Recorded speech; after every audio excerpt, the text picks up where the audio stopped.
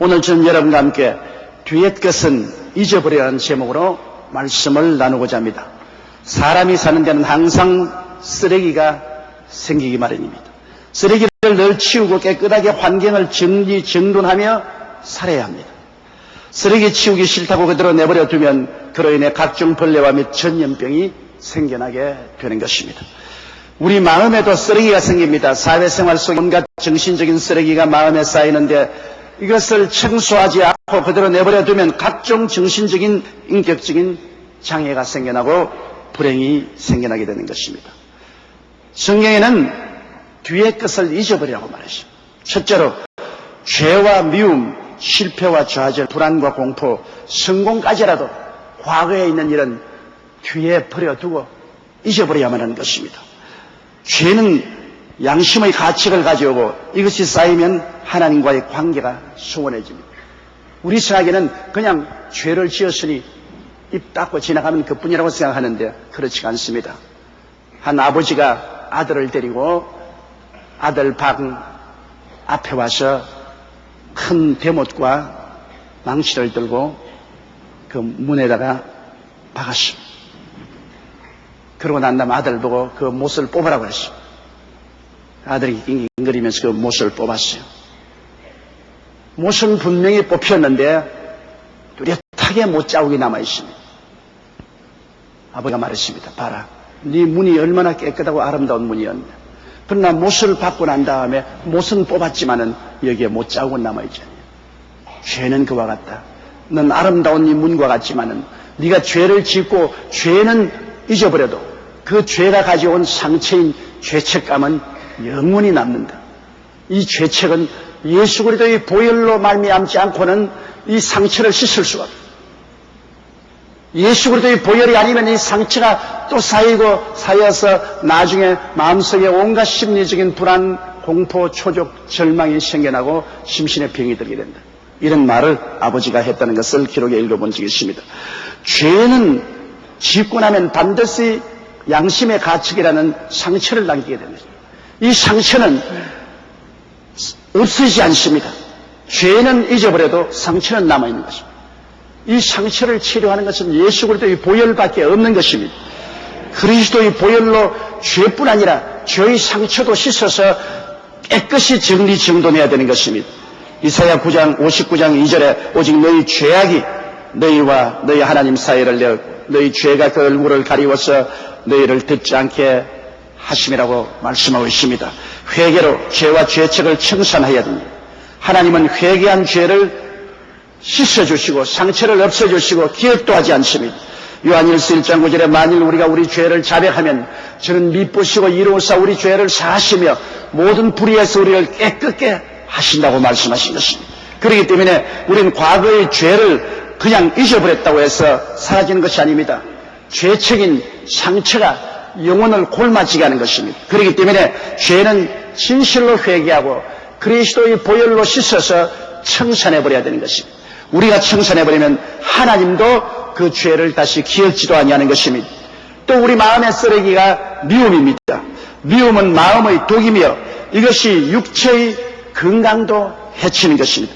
옛날의 잘못을 마음에 쌓아놓지 말고 청산해버리고 미움을 버려버려야 되는 것입니다. 여러분, 대개 보면 부부가 서로 싸움을 할 때 언제나 부인이 남편에게 당신 과거에 이렇게 했지 않느냐? 이런 잘못을 하고도 금방지게 또 말하냐? 그런 말을 많이 합니다. 대개 부인들은 과거에 일어난 사건을 낱낱이 기억하고 있다가 컴퓨터처럼 남편하고 싸울 때 과거를 들추어냅니다. 그러면 상당한 충격을 남편이 받게 되죠. 또 남편도 부인의 과거의 잘못을 기억하고 있다가 그것을 파헤치고 드러냅니다. 이러면 그로 말미암아 서로 상처를 주게 되고 미움이 강물같이 흐르게 되는 것입니다. 과거를 씻어버려야 돼요. 과거를 말하면 안 됩니다.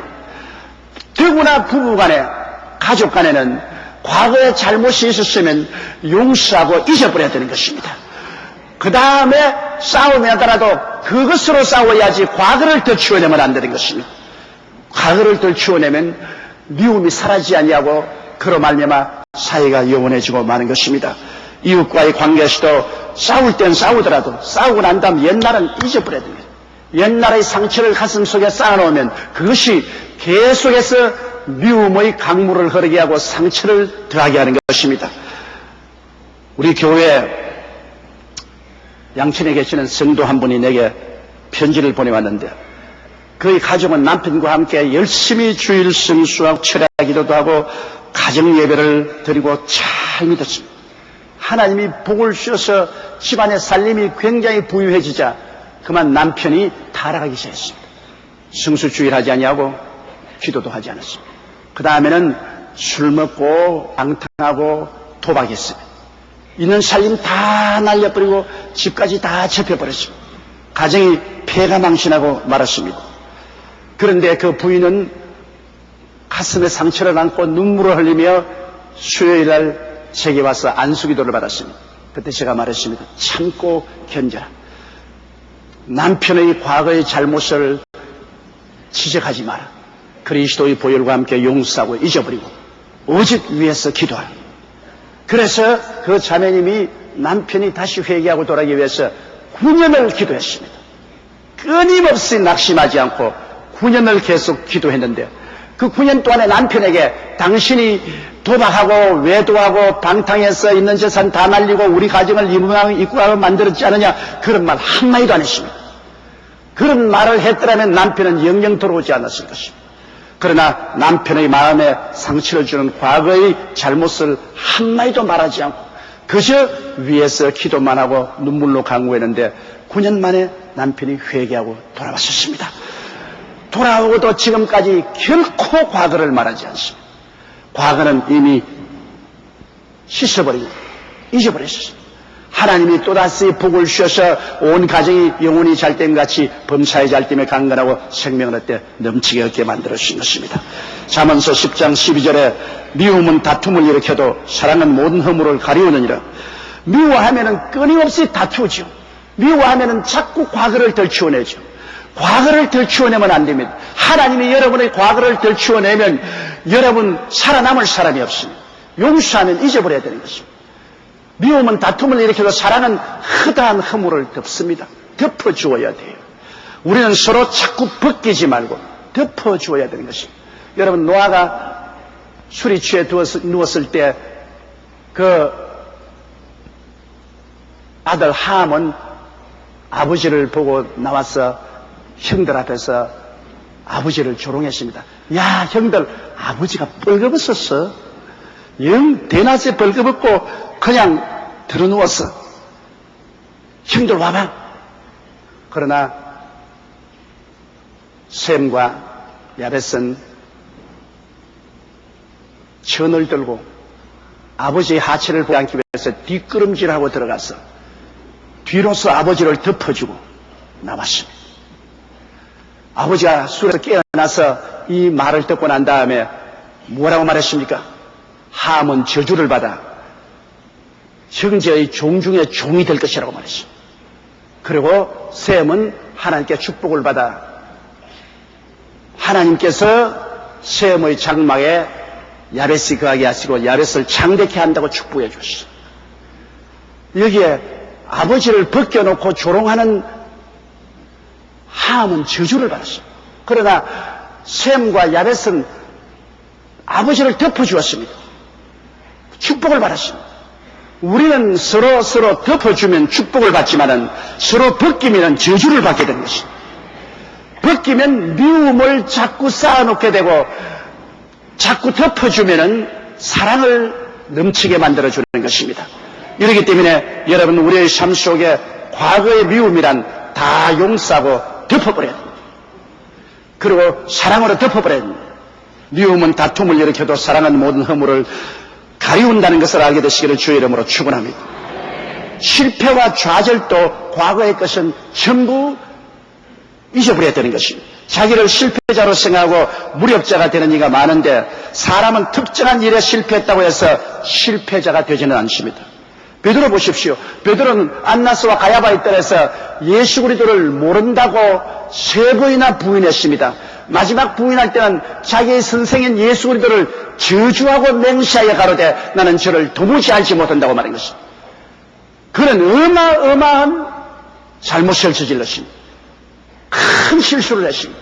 그러나 예수님이 부활하시고 난 다음에 갈릴리 해변에서 다시 제 아들을 만났었을 때 베드로가 3번 부인한 것을 3번 긍정하게 만들으셨습니다. 베드로야, 이 모든 사람보다 나를 더 사랑하느냐? 주여, 사랑하나이다. 내 양을 먹이라. 베드로야, 이 모든 사람보다 나를 사랑하느냐? 사랑하나이다. 내 양을 쳐라. 그 다음 마지막으로 베드로야, 이 모든 사람보다 나를 더 사랑하느냐? 주여, 내가 주를 사랑한 줄 아시나이다. 내 양을 먹이라. 주님은 3번 부인한 베드로를 3번 다시 긍정하게 만들고 과거를 다 청산해버리고 그로 하여금 제자 중에 제자가 되고 복음 증거의 위대한 사도로 변화시켜 주신 것입니다.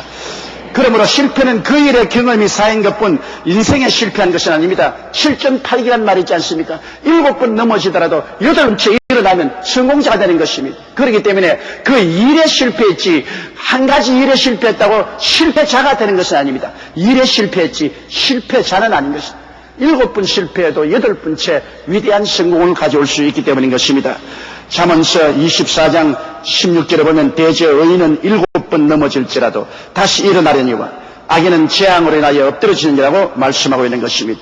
그렇기 때문에 우리 과거의 실패와 좌절도 그것을 우리 마음속에 다 잊어버리고 나가야지. 나는 과거에 실패하고 좌절했으니 항상 실패자다. 현재 일하는 것마다 나는 실패자다. 이러고 나가면 그 사람은 앞날을 약속할 수가 없는 것입니다. 그 다음 우리는 또한 불안과 공포도 과거에 체험한 것은 다 잊어버리고 새롭게 나가야 되는 것입니다. 삶의 어떤 때 큰 불안과 공포를 당하고 그 기억을 청산하지 않으므로 마음의 반증이 들어 사는 사람이 있습니다. 우리 교회 어떤 자매님이 내게 신앙상담을 왔는데 갓 결혼해서 신접 살림을 시작했는데 남편이 중동에 일하러 갔습니다. 그리고 혼자 집에 남게 되었습니다. 상당히 불안하고 겁이 났습니다. 그런데 아닌 게 아니라 밤중에 방 안에서 발자국 소리가 나기에 눈을 떠보니 강도가 들어왔습니다. 그는 이제 갓 결혼한 아직 철없는 신부로서 너무나 두려웠어요. 말도 못하고 있는데 이 강도가 달라들어서 그를 강간하려고 했습니다. 그는 어떻게 반항을 하다가 나중에 호함을 치니까 옆방에서 사람 소리가 나니까 이 강도가 그냥 도망을 쳤습니다. 그는 그 남편에게 그것을 알렸고 남편은 한국으로 돌아왔습니다. 남편 없이는 이젠 도저히 살 수 없으니 같이 살아야 된다고 부인이 고집을 하기 때문에 중동에 가는 것도 그만두었습니다. 그런데 그때로부터 시작해서 세월이 상당히 흘렀지만은 그 부인은 불안증에 걸렸습니다. 잠을 잘 자지 못하고 깜짝 놀라고 늘 불안초자고 늘 사람들이 옆에 따라다니는 것 같고 완전히 정신적으로 파탄에 이르렀습니다. 병원에 가서 많은 치료를 받아도 낫질 않았었습니다. 그래서 제게 신앙 상담을 왔습니다. 제가 자매님께 말했습니다. 자매님, 이 시간에 눈을 감고 옛날에 혼자 살 때 강도가 밤에 들어온 그 장면을 한번 생각해 보십시오. 목사님 끔찍해서 그 장면을 생각할 수 없습니다. 그 장면을 생각하세요. 강도가 지금 들어와서 선생님을 급탈하려고 하는데 그때 자매님이 하나 안 본 것이 있습니다. 강도만 그곳에 와 있는 게 아니라 곁에 예수님이 와 계십니다. 예수님이 와 계시기 때문에 강도가 당신에게 손을 뗄 수 없습니다. 왜 강도만 바라보고 예수님을 바라보지 않습니까? 이제는 당신의 마음속에 강도 왔으면 하늘과 땅과 세계와 그 가운데 모든 것을 지으신 예수님이 곁에 와 있는 것을 마음속에 상상해 보십시오. 한번 그렇게 해보십시오. 마음이 편안합니까? 안 합니까? 잠시 후에 강도만 알아볼 때는 몸이 떨리더니 내 옆에 예수님이 와 계신 것을 내가 마음속에 그려보니까 마음에 평안이 옵니다. 그렇습니다. 예수님은 볼지어다 내가 세상 끝날까지 항상 나와 함께 있다고 말씀하셨습니다. 내가 사망의 엄침한 꼴짝이 됐다닐지라도 해를 두려워하지 않을 것은 주께서 나와 함께 계심이라고 말하셨습니다. 그날 캄캄한 밤에 강도가 들어왔을 때에도 자매는 몰랐을지라도 예수님은 함께 계셨습니다. 그래서 예수님이 당신을 구출해 준 것입니다. 예수님이 늘 계신 것을 바라보고 생각하십시오. 불안증에서 고침을 받을 것입니다. 그리고 기도를 해 주었는데 그는 예수 그리스도를 늘 생각하고 그리스도와 함께 계신 것을 알자 과거에 경험했던 그 모든 불안과 공포를 다 잊어버리고 마음이 안정되고 새 사람이 되어버리고 말한 것입니다. 로마 8장 26절에 이와 같이 성령도 우리 연약함을 도우시나니 우리가 마땅히 빌 바를 알지 못하나 오직 성령이 말할 수 없는 탄식으로 우리를 위하여 친히 간구한다고 말했습니다. 성령이 언제나 우리를 도와주심으로 우리는 불안과 공포에서 해방을 얻을 수가 있는 것입니다. 요한복음 14장 27절에 평안을 너희에게 끼치노니 곧 나의 평안을 너희에게 주노라. 내가 너희에게 주는 것은 세상에 주는 것 같지 아니하니라. 너희는 마음에 근심도 말고 두려워하지도 말라고 말한 것입니다.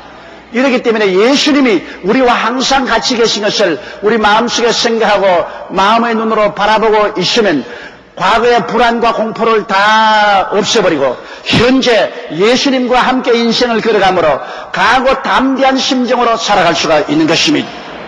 그러므로 불안과 공포도 과거의 것은 다 청산해버려야 됩니다. 그 다음 과거의 성공과 위대한 승리도 잊어버려야 됩니다. 과거에 내가 크게 성공했고 위대한 승리를 했다고 거기에 취해 있으면 그것으로 말미암아 그는 낙후되고 마는 것입니다. 우리 한국이 왜 IMF를 떠났습니까? 우리가 88 올림픽을 대성공하고 온 세계 찬양을 받았습니다. 한국은 이제 선진국 대열에 들어왔다고 사람들이 박수를 쳤습니다. 우리 모든 국민들은 자만하고 심취했습니다. 그래서 그곳에서 그만 앉아가지고서 우리가 선진국에 들어온 양 생각을 하고 열심히 투자하고 연구하고 개발하지 아니하고 땅 투기나 하고 정권에나 투자하고 재테크에 몰입하고 그리고 빚을 내가서 해외 여행에 가서 탕진하고 그렇게 몇 년 동안 하는 동안에 세계는 앞으로 발전해 나갔습니다. 나중에 정신을 번쩍 차려보니 벌써 우리가 팔아먹을 것은 하나도 없고 세계 자랑할 것은 없고 벌써 낙후되었습니다. 그 길로부터 시작해서 급전직하로 IMF로 곤두박질 치고 마는 것입니다. 사람이 자만하고 마음에 느슨하게 하는 동안에 세계는 앞으로 나가버리고 마는 것입니다. 여러분, 일본이 세계 경제 대국이었습니다. 미국 다음으로 가장 큰 경제력을 가진 일본입니다. 온 세계가 일본을 찬미하고 얼마 안 있으면 미국을 따라잡을 것이라고 했습니다. 그래서 일본이 자만했습니다. 그들은 경제 개혁을 계속하지 아니하고 정치 구조 개혁을 계속하지 않고 자만해서 세계 제1의 경제 대국이 된다고 생각을 했습니다. 그런 동안에 일본은 1990년도에 세계 경쟁력 3위던 그가 2000년에는 세계 경쟁력 16위로 떨어지고 마는 것입니다. 오늘날에 와서는 일본은 660조 엔의 공공부채를 끌어안고 있는 것입니다. 우리 한국으로 말하면 6,600원의 공공부채를 안고 있습니다. 6,600조입니다. 이건 도저히 상상할 수 없죠. 거기에다가 60조 엔, 한국으로 말하면 600조의 부실 채권을 안고 있습니다. 그러니 일본 경제가 이제는 도저히 일어날 수가 없습니다. 어떻게 해서 이 많은 660조 엔의 공공부채를 청산하고 60조 엔의 부실 채권을 정리할 수 있습니다. 그럼 왜냐? 일본이 자만하고 있는 동안에 경제적인, 사회적인, 정치적인 개혁을 계속해서 나가지 않고 자기의 성공에 심취해서 주저앉아 있는 동안에 그만 세계는 앞으로 나가고 뒤로 쳐져버리고 마는 것입니다. 여러분, 성공에 안주하는 것은 위험한 일입니다. 승리에 안주하는 것 위험한 일인데 옛날 말에도 전쟁에 이기고 난 다음 투구를 벗지 말란 말이 있습니다. 이러므로 우리 성경에 뒤의 것은 잊어버리라고 했습니다. 뒤에 있는 잘못된 것도 잊어버릴 뿐 아니라 잘하는 쫓아도 잊어버리고 나가야만 하는 것입니다. 둘째로 이 성경에는 앞에 있는 표대를 향하여 나아가라고 말한 것입니다. 앞에 있는 표대는 우리가 무엇을 두고 나가야 되겠습니까? 궁극적인 삶의 의미의 표대를 우리는 분명히 세워야 됩니다. 무엇을 먹을까, 무엇을 입을까, 무엇을 마실까, 어지럽게 이 세상에 살고 있는 중에도 한 가지 분명히 알아야 될 것은 삶의 궁극적인 의미를 깨달아야 되는 것입니다. 왜? 인생은 조만간 다 죽는다는 사실은 확실한 사실입니다. 여러분과 나가 안 죽고 살 사람이 누가 있습니까? 우리는 반드시 죽게 되고 죽고 난 다음에 우리가 갈 곳을 우리가 확실히 알고 표대를 바라봐야 되는 것입니다. 요사이 과로사로 30대, 40대 한참 살아야 될 사람들이 핑핑 쓰러지고 있는 것입니다. 암, 고혈압, 심장병, 뇌졸중, 당뇨병 등 성인병이 만연하고 있습니다. 그렇기 때문에 사람들이 언제 죽을지 모릅니다.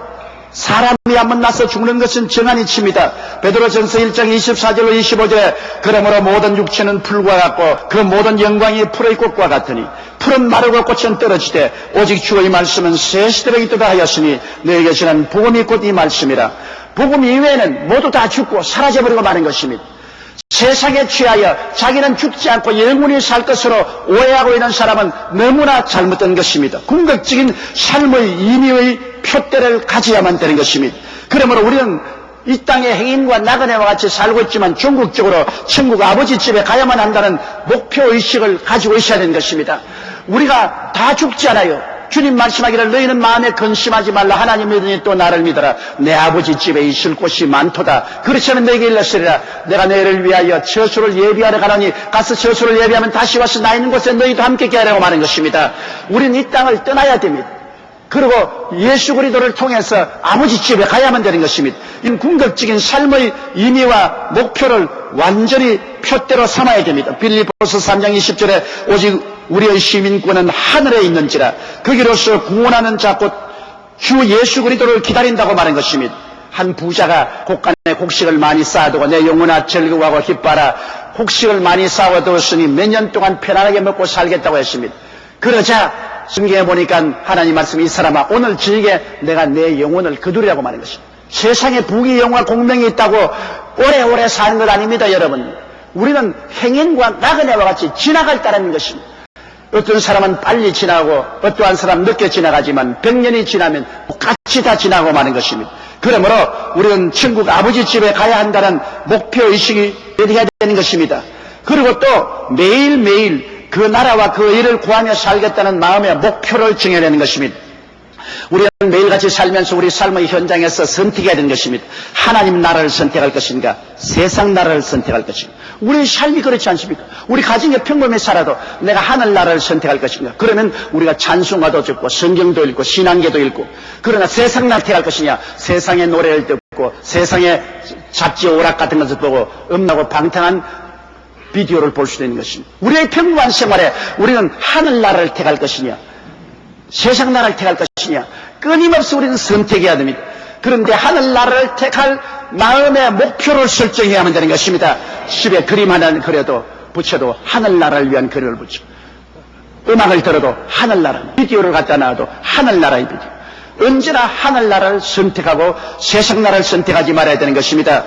마태복음 6장 33절에 너희는 먼저 그의 나라와 그의 의를 구하라고 하지 않았습니까? 그 의는 즉 예수님이고 불의는 즉 마귀입니다. 우리의 삶 사이에 내가 예수님 편들 것이냐 마귀 편들 것이냐, 이것도 끊임없이 선택해야만 되는 것입니다. 사업 현장에서도 내가 예수님 편을 들어서 사업을 할 수도 있고 마귀 편을 들어서 사업할 수 있고, 오락을 해도 예수님 편을 들어서 오락하고 마귀에 따라서 오락할 수도 있는 것입니다. 우리의 삶의 목표를 분명히 매일매일 나는 하나님의 나라와 예수 그리스도의 의를 구하며 살겠다고 마음의 목표를 정해야 되는 것입니다. 그렇지 않고는 여러분 우리의 삶이 올바르게 살아갈 수가 없는 것입니다. 그리고 또한 말씀 공부와 정기적인 기도 생활을 하겠다고 목표와 표대를 정해야 되는 것입니다. 안 정해놓으면 말씀 읽지 않게 돼요. 저는 매일같이 하나님 말씀을 읽고 기도하겠다고 표대를 정해놓았기 때문에 우리 교회에서 발행하는 우리 성일기, 그것을 통해서 구약과 신약과 시편을 매일매일 꼭 읽게 돼요. 마음의 표대를 정해놓게 돼요. 그리고 매일매일 꼭 기도하게 돼요. 사람이 마음의 표대를 정해놓지 아니하면 그렇게 하지 못합니다.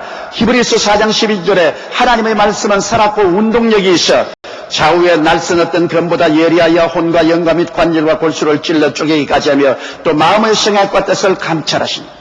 말씀을 읽으면 그 말씀이 살아서 운동력이 있어 우리 심령을 언제나 의와 거룩함으로 변화시켜 주시는 것입니다. 그리고 또 빌립보 4장 6절에 아무것도 염려하지 말고 오직 모든 일에 기도와 간구로 너희 구할 것을 감사함으로 하나님께 아뢰라. 우리가 늘 기도하게 되면 우리의 개인적인 문제, 가정 문제, 생활 문제, 사업 문제를 주님께 기도하게 되고 주님이 우리의 기도를 들어주시게 되는 것입니다. 동부성전의 허주암 권사는 1988년 교통사고로 왼쪽 발목에 쇠를 씹는 대수술을 2번이나 했습니다. 왜냐하면 왼쪽 발목이 완전히 바싹 깨어져 버리고 마는 것입니다. 그래서 수술 후 왼쪽 다리가 쇠를 박았기 때문에 7cm나 달라졌죠. 이러므로 걷기가 무척 힘들어요. 9개월 입원 치료에도 역시 짧아진 다리를 고치지 못해 퇴원했는데 지팡이를 짚고 쩔뚝쩔뚝 다녀야 되니 이제는 신방 가기도 힘들고 또 세상에 돌아다니기도 굉장히 힘들습니다. 그러나 그는 포기하지 않고 하나님 말씀을 믿고 기도를 했습니다. 하나님 아버지, 내 짧은 다리를 고쳐주시옵소서. 여러분 생각해보세요. 쇠 다리를 박았는데 어떻게 길어집니까? 우리가 이성적으로 상식적으로 생각하면 보통 다리가 짧았으면 길어지겠는데 뼈가 바스러져 가지고서 쇠를 박아서 쇠다리를 만들어 놓았는데 그 다리를 길게 해달라고 기도한다는 것은 상식적으로 어긋나는 일입니다. 그러나 하나님은 능치 못하심이 없지 않아요. 죽은 자를 살리심이 없는 것은 있지 않기 때문에 우리 권사님은 낙심하지 않고 계속해서 기도했습니다.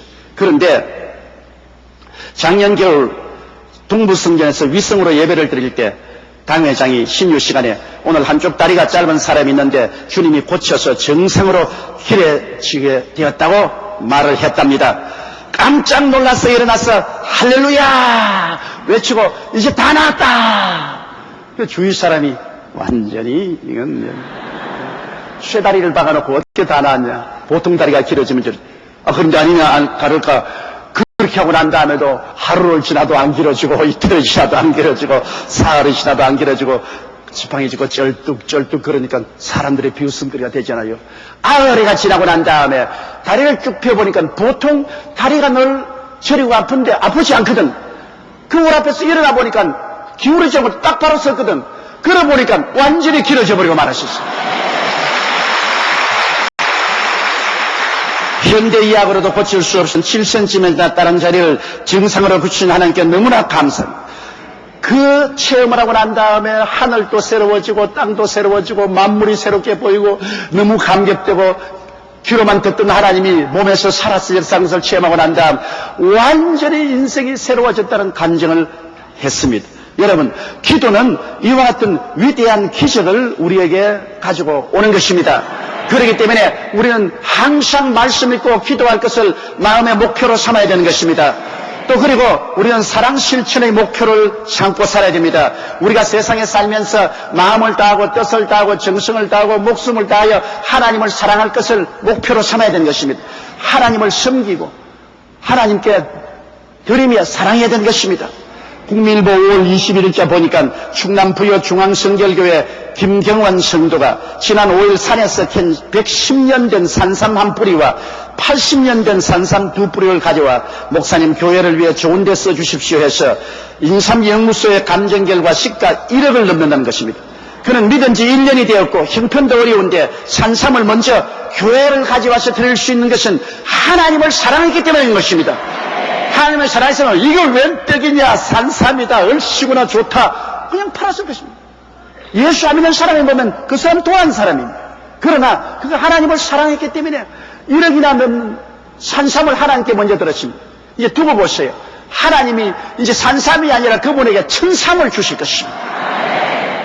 우리는 하나님을 사랑할 것을 마음의 목표로 세워야 돼요. 하나님을 이용하려고 하지 말아야 돼요. 그리고 또 가족 사랑할 것을 마음의 목표로 세워야 돼요. 요사이는 많은 남편이 부인에게서 이혼을 당합니다. 남편이 부인을 이혼시킨 게 아니라 역군이 신장됨으로 이제는 여자가 남자 보고 나가라 보따리 쏘고 나가라. 많은 남편이 이혼을 당합니다. 왜? 물론 이유야 있지요. 경쟁사회에 너무나 피곤하고 지치기 때문에 아침 일찍 나서 밤늦게 집에 돌아오고 그 다음에는 스트레스 푼다고 해서 쉬는 날에는 친구들하고 등산 가고 골프 치러 가고 놀러 가버리고 아내와 자식은 고아와 과부로 만들어 놨습니다. 옛날에 부인들은 그냥 꾹 참고 살았으니 요새 현대 여성들이 그걸 참지를 않습니다. 뭐 나를 구원 부리짜라고 생각하느냐. 아무리 생활에 어렵고 환경이 어렵지만 가족을 어떻게 두고 그러냐. 그래서 요사이는 좋다 나가라. 당신 같은 사람 없어도 우리는 잘 살 수 있다. 요새는 부인들도 직장을 구할 수 있고 생활을 영위해 나갈 수 있으니까 많은 남자들이 부인에게 발길로 차여서 쫓겨나고 있는 것입니다. 가족 사랑을 하지 않기 때문에 가족이 얼마나 중요한 것을 알아야 돼요. 먹고 입고 마시는 사업과 직장도 중요하고 스트레스 풀기 위해서 자기 스스로 인조하는 것도 중요하지만은 그 남편을 쳐다보고 있는 아내와 자식들도 굉장히 중요하다는 것을 알아야 되는 것입니다. 순서를 알아야 돼요. 무엇이 내 인생에 가장 중요한가? 그 순서를 알아야 돼요. 아내와 자식이 가장 중요하다는 것을 알고 사랑을 해야 됩니다. 이것도 목표를 세워야 돼요. 목표 안 세우면 그렇게 못해요. 그리고 이웃을 사랑해야 됩니다. 과부와 고아를 그 환난 중에 고치는 것이, 도와주는 것이 참된 경건이라고 그랬습니다. 그러므로 나만 잘 사면 된다고 생각하지 말고 고난당하는 이웃에게 따뜻한 사랑의 손길을 베풀어야 돼요. 국민일보 5월 17일자 보니까 경기도 광주 화근 화재로 8명이 사망했는데 원생 최나영은 20살인데 불이 맞아 자기 혼자 뛰어 도망쳤으면 될 건데 동료들에게 뛰어가 불이 난 사실을 알리자 40명이 대피해서 살았으나 자기는 빠져나오지 못하고 질식해서 죽었습니다. 그런 살신성입니다. 자기가 이웃을 사랑하지 않았으면 자기 혼자 생명만 살렸을 것이면 자기 하나 죽고 40명이 살아난 것입니다. 극단적인 예이지만은 우리는 우리가 서로 함께 살기 위해서 서로 이웃을 끌어주고 밀어주면서 사는 이웃 사랑을 하고 살기로 마음의 결정을 해야 되는 것입니다. 그리고 또 우리는 자연 사랑하기로 결심을 해야 됩니다. 환경 오염이 되면 여러분 아무리 돈만 벌고 잘 살아도 환경 오염으로 온갖 질병에 들려서 고통당하다가 죽고 마는 것입니다. 오늘 중국이 경제 대국으로 급부상하는 반면에 세계 오염 10대 도시 중에 8개 도시가 가장 오염된 나라가 되고 말하는 거예요. 중국에 붙은 우리에게는 황사현상에 당해와서 물도 공기도 오염되어 있어 우리도 골치가 아픕니다. 여러분 오염은 결국 자연을 회파하고 삶을 파멸한 것입니다. 우리나라 음식 쓰레기가 10조 원에 육박하는데 환경부 자료에 따르면 한 해 8조 원 추산되나 유통기한 지난 식품, 쓰레기 처리비 등 합치면 10조 원이 넘고 생활 쓰레기 중 음식 쓰레기가 35%가 되는 것입니다. 온 강산이 쓰레기 강산이 됩니다. 어디 하나 쓰레기가 썩어져 넘쳐나고 강물이 나빠지고 샘물이 나빠지고 이 세상이 완전히 오염으로 꽉 들어 차고 있는 것입니다. 여러분께서 보세요. 낚시터에 가셔도 쓰레기 더미가 산이나 강이나 해변 놀이터에 가도 쓰레기 더미가 산을 이룹니다. 우리가 환경에 관심을 가지 않으면 환경이 우리를 복수합니다. 이제 벌써 우리가 복수를 당하고 있습니다. 이러기 때문에 자연 사랑을 해야 돼요. 자연 사랑을 하지 않고 환경을 잘 다스리지 않으면 우리는 환경에 복수를 당하고 말 것입니다. 그리고 우리는 마음에 나라 사랑하기로 결심해야 되는 것입니다. 여러분 나라가 가난해지면 세상 어느 곳에 가도 대접을 못 받습니다. 나라가 약하면 어느 곳에 가도 멸시를 당합니다. 오늘날 가난한 동남아 국가 노동자들이 한국에 와서 일하는데 얼마나 멸시와 천대를 당하고 고통을 당합니까? 나라가 강하면 그렇게 멸시와 천대당할 테겠습니까? 우리가 조국을 떠나보면 우리 조국이 얼마나 귀하다는 것을 알 수 있습니다. 우리가 조그만 일에도 나라 사랑할 수 있도록 나라가 부흥할 수 있도록 우리가 협조해야 돼요. 예를 들어 말하면 요사이 가뭄이 왔는데 수돗물 쓰는 것도 세수할 때 그냥 물을 틀어놓고 그냥 막 세수를 합니다. 물을 얼마나 소모합니까? 어느 정도 물을 담아놓고 해야지. 저는 절대로 수돗물 틀어놓고 세수하지 않습니다. 반드시 물 넣고 물 조금 모아가 무한 물로서 해야지. 부엌에서 그릇 씻을 때도 그냥 수돗물 틀어놓고 싹 틀어놓고 그냥 합니다. 얼마나 소모가 많습니까? 어느 정도 물을 갖다가 담아놓고 그것부터 소소해야지. 물쓰기로부터 시작해서 전기 쓰는 것, 이 모든 것이 전략하면 나라 사랑하는 것입니다. 그 창스러운 독립운동을 해야 나라 사랑하는 거 아닙니까? 우리 환경에서 절약하는 것이 나라 사랑하는 것이 되지 않겠습니까? 한국갤럽조사연구소가 3차로 작년에 조사한 거 보면 한국인의 종교 실태와 의식의 조사보고에 따르면 종교인이 한국 국민의 47%인데 그중에 개신교가 20.3%, 불교가 18.3%, 천주교가 7.4%, 기타 0.9% 순으로 나타나기 때문에 천주교와 기독교를 합치면 기독교가 30%를 넘습니다. 5천만 동포의 여러분 30%는 1,500만이 예수를 믿고 있습니다. 그렇다면 우리 한국에 1,500만이면 우리 한국을 변화시켜 남아 있습니다. 여러분 바닷물에 소금기가 5%에 있습니다. 5%의 소금기가 온 바닷물을 소금물로 만들어 놨습니다. 그런데 우리 한국 민족에 여러분 거의 30%의 예수 믿는 사람이 있으면서 온 한국을 기독교로 변화시키지 못한다는 것은 우리가 얼마나 잘못 믿고 있다는 사실을 보여주는 것입니다. 기독교인들은 나라 사랑을 통해서 우리 교회가 있다는 사실을 알려야 되는 것입니다. 우리 한국이 위기에 처했을 때 언제나 일선에 나와서 나라 사랑 운동을 한 것이 기독교인들인 것입니다. 그러므로 우리는 어느 때보다도 기독교인이 먼저 앞장서서 나라 사랑 운동에 서서 나가야 될 것인 것입니다. 셋째로 이 성경은 뒤의 것은 잊어버리고 앞을 나아갈 때 반드시 상급을 얻을 것을 기대하고 나가라고 했었습니다. 우리가 뒤의 것을 잊어버리고 앞에 표대를 향하여 뛰어나가는 절도 있는 삶을 살면 상급이 다가옵니다. 그 상급은 이 세상에 살 동안에 마음의 평화, 삶의 성취와 의미를 얻게 되고 기쁨, 행복, 축복을 받게 되는 것입니다. 시편 16편 11절에 주께서 생명의 길로 내게 보이시리니 주의 앞에는 기쁨이 충만하고 주의 옆에는 영원한 즐거움이 있다고 말하셨습니다. 시편 36편 8절에는 주의 복락의 강수로 마시라고 말씀한 것입니다. 오늘 직장인 3명 중 2명은 스트레스로 인해 건강상 위협을 받고 있다고 말하고 4명 중 1명은 병이 날 정도로 심각하다고 말했습니다. 그러나 우리는 뒤의 것은 잊어버리고 가치는 목표를 하여 나가면 이 모든 스트레스에서 해방되고 심신이 건강하게 살 수 있는 것입니다. 암을 예방하는 데는 웃음이 묘약이라고 말했습니다. 백혈구의 일종으로 암세포를 공격하는 혈액 중에 내추럴 킬러가 있는데 이 내추럴 킬러 세포 움직임을 활성화시키는 것이 웃는 것이라고 오사카 대학원에서 발표했습니다. 성경은 그렇지 않습니까? 마음의 즐거움은 양약이라도 마음의 근심은 뼈로 마르게 하느니라. 웃으면은 암을 죽이는 내추럴 킬러 세포가 일어나서 암을 죽인 것입니다. 그러므로 마음에 우리가 예배드리고 하나님께 기뻐하고 즐거워하면은 암에 걸리지 않아요. 그러므로 뒤의 것은 다 부정적인 것 잊어버리고 표대를 향하여 나가면서 즐거워하면 우리는 건강을 유지하고 살아갈 수 있는 것입니다. 그러므로 이 세상에서 이미 건강 장수의 은총을 상급을 받을 수 있는 것입니다. 물론 천국에 가면은 여러분 상급이 있지요. 천국에 가면 면류관이 다 다릅니다. 생명의 면류관. 야고보서 1장 12절에 시험을 참는 자는 복이 있도다. 약속하신 생명의 면류관을 얻을 것이라 했으니 생명의 면류관도 있고 요한계시록 2장 10절에 보면 내가 죽도록 충성하라 그리하면 내가 생명의 면류관을 내게 주리라. 이와 같이 순교하는 사람들에게 주는 생명의 면류관도 있고 의의 면류관도 있습니다. 디모데후서 4장 8절에 이제 우리는 나를 위하여 의의 면류관이 예비되었으므로 주 곧 의로우신 재판장이 그날에 내게 주실 것이니 내게만 아니라 주의 나타나심을 사모하는 모든 자에게니라. 열심으로 주를 위해서 살아고 하나님 말씀을 증거한 주의 종들이나 새 리더들은 의의 면류관을 얻게 되실 것입니다.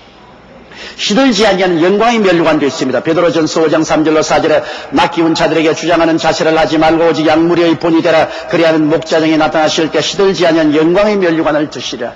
목자의 면류관입니다. 이런 시들지 않은 영광의 면류관도 있고 또 금면류관도 있지 않습니까? 요한계시록 4장 4절에 또 보좌에 둘러 24보좌들이 있고 그 보좌들 위에 24장로들이 흰옷을 입고 머리에 면류관을 쓰고 앉았더라. 금면류관을 쓰고 앉은 것입니다. 일반 성도들이 주를 믿고 나간 사람들에게 주신 금면류관. 그 다음 기쁨의 면류관도 있습니다. 데살로니가전서 2장 19절 20절에 우리의 소망이나 기쁨이나 자랑의 면류관이 무엇이냐. 그의 강림하실 때 우리 주 예수님 앞에 너희가 아니냐. 너희는 우리의 영광이요 기쁨이니라. 기쁨의 면류관. 많은 사람을 주께로 돌아오게 한 사람에게 주는 면류관인 것입니다. 영광이 또 다른 몸입니다. 면류관만 우리가 하늘에 가서 서로 다른 것이 아니라 우리의 몸의 영광도 다릅니다. 고린도전서 15장 41절 42절에 해의 영광도 다르며 달의 영광도 다르며 별의 영광 다른데 별과 별의 영광이 다르도다. 죽은 자의 부활 이와 같으라. 여러분 그러므로 하늘나라에 가서 받을 상급은 해와 같은 영광의 몸, 달과 같은 영광의 몸, 별과 같은 영광의 몸, 별과 별의 차이가 있는 듯한 영광의 몸이 달라진 것입니다. 이게 다 상급인 것입니다. 그리고 큰 권세와 작은 권세도 또 하늘에 가서 상급으로 달라지는 것입니다. 누가복음 19장의 10문화의 비유 가운데 어떤 귀인이 왕위를 받으러 가기 전에 그 종 10명을 불러 각 한 문화씩 주었는데 10문화를 남긴 종에게는 10골 다스리는 권세를 주고 5문화를 남긴 자는 5골을 다스리는 권세를 주었습니다. 오늘날 우리가 주님께서 주신 사명을 감당하면 하늘에 가서 하나님이 권세를 주시되 큰 권세, 중간 권세, 작은 권세가 달라집니다. 권세 있는 삶이 또한 상급으로 달라지는 것입니다. 그리고 또 상급은 요한계시록 22장 12절에 보라 내가 속히 오리니 내가 줄 상이 내게 있어 각 사람에게 그 일한 대로 갚아주리라. 그 상급은 여러분 하늘나라에 가서 다 영화로운 집을 얻을 수 있고 중간쯤 되는 맨션을 얻을 수 있고 조그만 오도막살이 맨션도 얻을 수가 있는 것입니다. 그러므로 우리는 상급을 바라보고 열심으로 일해야 되는 것입니다. 뒤에 일은 잊어버리고 표대를 향해 달려가는 것은 이 세상에서 상급을 줄 뿐 아니라 하늘나라에 가면 면류관이 다르고 영광의 광채가 다르고 그리고 권세가 다르고 우리가 사는 처소의 상급이 달라지는 것입니다. 우리가 살아가면서 늘 청수와 목욕을 하는 것처럼 마음도 청수하고 목욕을 해야 합니다. 그래야 영적, 정신적 건강을 유지할 수가 있습니다. 그뿐 아니라 삶의 목표와 의미와 가치를 옳게 가져야만 하는 것입니다. 그래야 혼돈하지 않고 바로 살 수가 있는 것입니다. 그와 같은 삶의 일생이 끝나면 천국에서 상급이 기다리고 있습니다. 다 같이 고개서 기도드리겠습니다. 하나님 우리 아버지여, 아버지 하나님의 사랑과 은혜와 긍휼을 감사합니다. 우리가 항상 살면서 과거에 일어난 좋은 일과 나쁜 일을 모두 합쳐서 어깨에 걸머쥐고 가기 때문에 쓰러집니다. 아버지여, 좋은 일도 과거에 있은 것은 잊어버리게 도와주시옵소서. 말할 필요 없이 나쁜 일은 더욱더욱 죄나 미움이나 공포나 불안이나 초조나 좌절은 다 잊어버리게 도와주시옵소서. 옛날 것은 잊어버리고 앞에 있는 표대를 향하여 천국을 향해서 그 나라와 그 일을 먼저 구하는 삶을 위해서 기도하고 말씀 읽는 생활을 위해서 앞으로 전진해 나가게 도와주시옵소서. 세상에서 상을 받고 하늘나라에도 모두 다 상을 받는 우리들이 되게 도와주옵소서. 예수님 이름으로 기도드리옵나이다. 아멘.